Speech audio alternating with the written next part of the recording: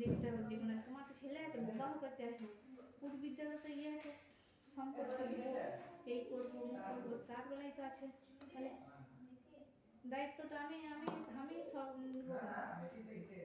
সব দায়িত্বটা আমার হয়ে পিসি বলে গাড়ি কিস্তি কাটে, ডিউটি অ্যাবসেন্ট হচ্ছে, ওর বাবাকে দেখতে গেছে, এত ছিলাপিলার আমি বলে দিলাম যে আমি আজকে 10 বছর কাজ করছি, আজকে 10 বছর তোমাদের কাছে 1 টাকা নিয়েছি?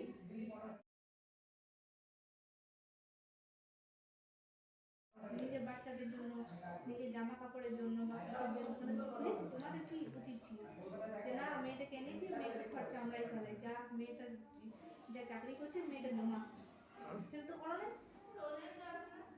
আজকে কাজের লোক রাঁধুনি সব তো আমার ইয়েতেই করেছিলে।